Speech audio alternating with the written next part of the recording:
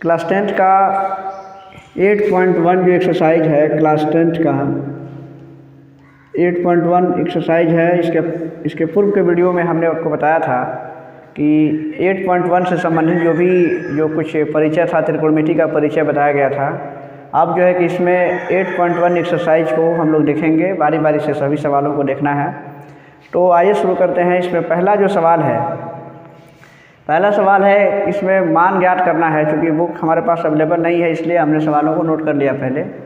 तो इसमें पहला सवाल है कि एक समकोण त्रिभुज दिया हुआ है ABC। देखिए यहाँ सामने है एक समकोण त्रिभुज ABC है जिसका कोण 20 समकोण है और AB भुजा जो है इसमें दिया है कि जो AB भुजा है, AB का मान है 24 सेंटीमीटर और ये जो BC भुजा है उसका मान है 60 सेंटीमीटर। जैसा कि फिगर में आप देख पा रहे हैं कि AB जो भुजा है वो 24 सेंटीमीटर है, BC की लंबाई 60 सेंटीमीटर है। तो आपको मान ज्ञात करना है। पहला जो सवाल है उसमें दिया है कि साइन A साइन C, दूसरा में निकालना है cos A और cos C का मान निकालना है। तो आइए हम इसको सॉल्व करते हैं। इसके लिए सबसे पहले ज़रूरी है कि हम इस फिगर के माध्यम से देखें कि हमने आपको बताया था कि अगर कोई समकोण त्रिभुज रहता है तो उसमें अगर चूँकि यहाँ पर साइन A की बात किया है, sign C cos A cos C, तो हमें A और C कोणों का साइन और cos निकालना है। लेकिन अभी हम चूँकि किसी कोण की बात नहीं कर रहे हैं, अभी हम क्या करेंगे कि पहले तीनों जो भुजाएं हैं उसको हम पहले ज्ञात कर लेते हैं। इसमें दो भुजाएं दी हुई हैं, तीसरी भुजा नहीं पता है, इसको निकालना है। तो इसमें हम देखते हैं कि जब समकोण त्रिभुज सिर्फ रहे, अभी किसी पार्टिकुलर कोण की बात नहीं हो रही है, तो इसमें हमको ये समकोण जब त्रिभुज है तो हम अगर इसको हम मान लें तो ये क्या है कि ये इसका आधार है और ये इसका लंब है समकोण त्रिभुज में। बिना किसी कोण को ध्यान में रखते हुए सिर्फ अभी भुजाओं को ठीक कर लीजिए। तो ये इसका लंब है और ये इसका आधार है। ये जो भुजा होती है हमने बताया था कि सबसे बड़ी भुजा है और इसको हम लोग H यानी कि इसको हम लोग कहते हैं कर्ण, इसको कर्ण कहा जाता है और ये सबसे बड़ी भुजा होती है। तो इसमें हम बताया था कि समकोण त्रिभुज की भुजा जो ये होती है सबसे बड़ी भुजा होती है कर्ण। तो हम पहले निकाल लेते हैं कि समकोण त्रिभुज में, पहले इस लिख देंगे कि हम समकोण त्रिभुज ABC में, समकोण त्रिभुज ABC में पहले हम भुजा AC को ज्ञात कर लेते हैं। तो ये भुजा AC जो हो जाएगा ये क्या होता है कि इस AB और BC के जोड़ के बराबर होगा, AB स्क्वायर और प्लस BC स्क्वायर। क्योंकि आपको हमने ये भी बताया था कि जो ये H का स्क्वायर होता है वो P के स्क्वायर और प्लस B के स्क्वायर के बराबर होता है। यानी कि आप पढ़े होंगे कि समकोण त्रिभुज में कर्ण का जो स्क्वायर है आधार का स्क्वायर और लंब के स्क्वायर के बराबर होता है। तो ये समकोण त्रिभुज में पाइथागोरस प्रमेय से लिख रहे हैं, इसको लिखना जरूर नहीं है, आपको समझा दे रहे हैं कि पाइथागोरस में क्या होता है कि जो कर्ण का जो स्क्वायर होता है वो लंब और आधार दोनों के वर्गों के जोड़ के बराबर होता है। तो इसकी ये भुजा AC है। तो इसको निकालने के लिए हम क्या करेंगे कि AB और BC को अंडर रूट में जोड़ देंगे स्क्वायर करके। तो यहाँ से हम मान निकालते हैं तो अंडर रूट ये हो जाएगा, AB का मान है 24 यानी कि 24 का स्क्वायर और ये है 60 का स्क्वायर। तो यहाँ से क्या है कि 576 और प्लस ये हो गया 49।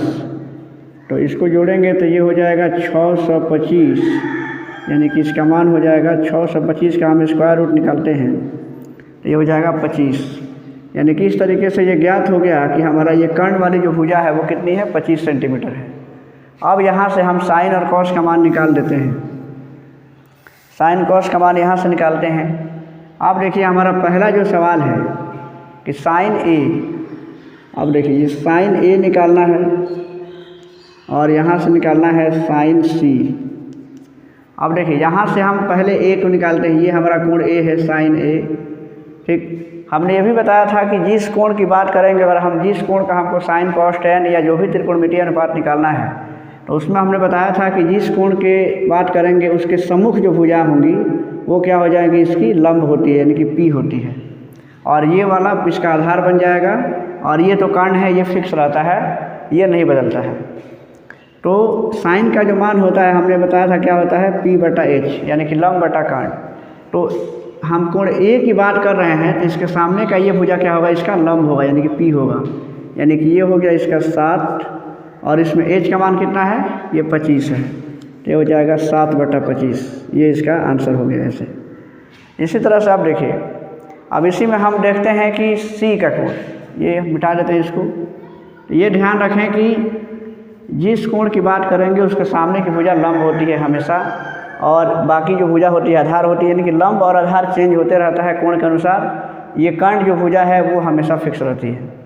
तो इस तरीके से कोण ए की हम बात किए तो इसके सामने की भुजा लंब होगी, और इस तरीके से ये हो जाएगा इसका आधार, और ये फिर कर्ण है। अब देखिए इसमें साइन सी निकालना है, तो यहाँ से देखते हैं कि अब हम सी, कोण सी को लेंगे, क्योंकि इस सवाल में हमारा कह रहा है साइन सी निकालना है। अब यहाँ से क्योंकि जब हम इसकी बात करेंगे, अब हम जब कोण सी की बात करेंगे तो फिर उसी नियम के अनुसार इसके सामने की जो भुजा होंगी, सम्मुख भुजा होंगी, अब ये इसका लंब होगी और ये आधार बनेगा। यानी कि साइन का कोण चाहे कुछ भी हो, फॉर्मूला वही होता है P/H। तो यहाँ से देखते हैं कि अब C के लिए ये हमारा लंब बनेगा, ये आधार बनेगा। तो P, ये सामने वाला P है, और ये इसका H तो यही है 25, तो ये हो जाएगा कितना 24, और ये हो जाएगा इसका ये 25। तो इसका मान हो गया 24/25। इस तरीके से हमारा पहला सवाल बना। आपको ध्यान देना है कि जिस कोण की बात करेंगे H तो फिक्स है, बस ये सामने वाली भुजा P होगी। तो इसके सामने साइन C निकाले C का, इसके सामने का ये P हो गया, लंब हो गया, और ये H है, तो 24/25 यहाँ से हो गया। हम A की जब बात कर रहे थे तो ये सामने वाली भुजा ये P हो जाएगा, और ये H है, तो 7/25 ये इसका मान होगा। इसी तरीके से अब दूसरा जो सवाल है, अब कॉस निकालना है इसका। इसमें निकालना है कॉस A। तो कॉस क्या होता है, तो किसी समकोण त्रिभुज में जो आधार और कर्ण का अनुपात होता है। तो अब देखिए फिर यहाँ से चलते हैं, फिर ये अब हम जब इस ए की बात करेंगे तो इसके सामने का तो ये P हो गया, लंब हो जा रहा है, ये इसका आधार हुआ और ये इसका कर्ण हुआ। तो इसमें जो होता है B/H, यानी कि आधार बटा कर्ण। तो इसका B कितना हो रहा है, तो B हो रहा है इसका 24, क्योंकि सामने वाला P हो गया तो ये B होगा और ये इसका H होगा, तो B/H यानी कि 24/25। और इसी तरह से इसका हम cos C निकालेंगे, तो फिर यही बात है कि जब हम cos C निकालेंगे, अब कोण C का हमको cos लेना है, तो इसमें भी वही होता है, रेशियो वही हो जाएगा B/H, यानी कि आधार बटा कर्ण। B का मतलब आधार है और ये कर्ण है। तो अब C के लिए क्या होगा कि C कोण के लिए ये आपका लंब बनेगा और ये आधार बनेगा, यानी कि आधार क्या हो रहा है 7 और कर्ण इसका है 25, तो यानी कि ये हो जाएगा 7/25। तो इस तरीके से ये सवाल हल हुए, sine A sine C, cos A cos C। अब इसी आधार पे हम इसका दूसरा सवाल भी बनाते हैं। बस इसमें त्रिकोणमितीय अनुपात का जो रेशियो होता है उसको याद रखिएगा, बन जाएगा। अब देखिए दूसरा सवाल है जिसमें ये एक आकृति दिया हुआ है, जिसमें आपके फिगर किताब में लिखा होगा कि ये आकृति 8.13 है। 8.13 ये जो है कि आकृति है। इस आकृति में इस तरह का फिगर बना हुआ है, दूसरे सवाल के लिए है, जिसमें देखिए इस फिगर के माध्यम से ये दिया हुआ है कि इसकी समकोण त्रिभुज की ये भुजा PQ 12 है और ये PR की लंबाई 13 दिया हुआ है। ये P है, समकोण त्रिभुज में PQR दिया हुआ है, तो ये हो गया आपका P। अब इसमें कह रहा है कि tan P - cot R का मान निकालना है। इसमें मान आपको निकालना है tan P और cot R का, भी हम लिख दे रहे हैं। पहले इसमें भी यही बात है कि पहले आप क्या कीजिए कि समकोण त्रिभुज की भुजाओं को ज्ञात कीजिए। इसमें देख रहे हैं कि अगर ये समकोण त्रिभुज है, अगर हम किसी कोण की बात अभी नहीं करें, तो जब ऐसे समकोण त्रिभुज दिया रहता है तो ये इसका आधार होता है, ये लंब होता है, ये कर्ण होता है, ये इसका H होता है, यानी कि ये कर्ण है। इतना आप फिक्स कर लीजिए कि ये कर्ण है। कर्ण तो इसका बड़ी भुजा होती है, फिक्स है। ये इसका लंब है और ये इसका आधार है समकोण त्रिभुज का। अभी हम किसी खास कोण की बात नहीं कर रहे हैं। तो इस तरीके से हम देखते हैं कि समकोण त्रिभुज में क्या है कि कर्ण दिया है और लंब दिया है, आधार नहीं दिया है।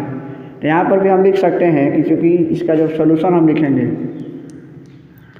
कि समकोण त्रिभुज, ये जो समकोण त्रिभुज है, समकोण त्रिभुज PQ और R में, समकोण त्रिभुज PQR में क्या है कि इसका ये जो भुजा QR है, तो ये QR कैसे निकलेगा, तो QR चूँकि ये बड़ी भुजा होती है, ये निकालना है, ये और ये दिया है, ये निकालना है, तो इसमें से ये घटा देंगे, यानी कि अंडर रूट हो जाएगा ये 13 का स्क्वायर -12 का स्क्वायर।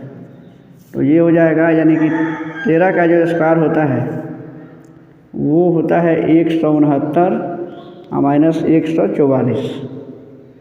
तो ये यहाँ से हो जाएगा ये 25। तो 25 का जो अंडर रूट होता है ये इसका हो जाएगा 5। ये इसका ये क्यू आर भुजा है, ये इसकी जो भुजा है वो निकल गई 5। अब तीनों भुजाएं हमें ज्ञात हो गई। अब यहाँ से हम क्या करते हैं कि tan P और cot R का मान निकालना है, क्योंकि इसमें निकालना है सवाल आपका कि tan P minus cot R का मान निकालना है। पहले हम tan P को निकाल लेते हैं, उसके बाद से cot R निकाल के फिर दोनों को हटा देंगे। तो आइए यहाँ से अब हम निकालते हैं tan P, देखते हैं कितना होता है। तो यहाँ से देखिए हम इस P कोड लेंगे और इसका हम लोग पहले tan निकालेंगे, यानी कि ये हो जाएगा आपका tan P। अब यहाँ से निकालेंगे tan P। तो किसी भी कोण का हम जब tan निकालते हैं तो tan क्या होता है, तो इसके सामने की भुजा ये क्या होगी, ये इसका लंब होगा और ये इसका आधार होगा। ये तो कर्ण है, तो tan हम जानते हैं कि ये क्या होता है कि लंब और आधार का रेशियो होता है, लंब बटा आधार। तो ये लंब और आधार का रेशियो है, यानी कि इसमें लंब क्या हो जाएगा, ये इसका हो जाएगा लंब, इसका लंब हो जाएगा 5, आधार इसका क्या हो जाएगा 12। ये हो जाएगा इसका 5/12। क्योंकि सामने की भुजा लंब होती है, ये आधार होता है, ये तो कर्ण होता है। इस आधार पर हो गया 5/12।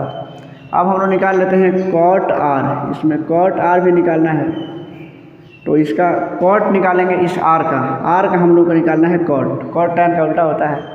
तो इसके R के लिए ये क्या हो गया कि ये अब लंब हो गया, ये P हो गया और ये B हो गया। तो यहाँ से देखते हैं कि cot का जो मान होता है वो उल्टा होता है, आधार बटा लंब होता है,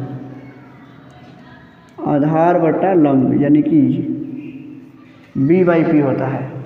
तो इसमें हम देखते हैं, यानी कि ये होता है B/P। याद रखिएगा इसको। तो इसके सामने वाला ये P हो रहा है, ये B हो रहा था। B का मान ये है 5, आधार का मान यानी कि ये हो गया 5 और लंब का मान हो रहा है 12। ये हो गया 5/12।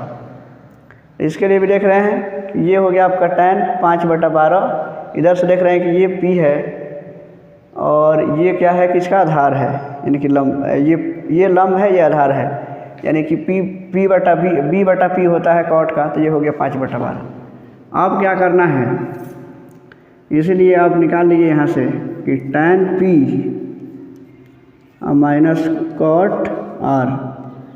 तो tan P का जो मान है वो है 5/12, cot R का मान है ये भी है 5/12। क्योंकि दोनों बराबर हैं तो दोनों कट जाएगा, ये इसका मान हो जाएगा 0।